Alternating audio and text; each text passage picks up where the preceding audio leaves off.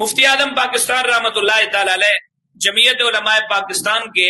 مرکزی خازن کب منتخب ہوئے؟ 1973 جی، مفتی اعظم پاکستان رحمۃ اللہ تعالی علیہ چونکہ سیاسی بھی اور مذہبی بھی تمام تاریخوں میں آپ حصہ لیا کرتے تھے اور اس میں جامعہ نظامیہ رضویہ کی طرف سے بھرپور کردار ادا فرمایا کرتے تھے، تو جامعہ نظامیہ رضویہ کا الحمدللہ جتنی بھی پاکستان کے اندر تاریخیں ہوئی جامعہ نظامیہ کا صف اول میں کردار تھا،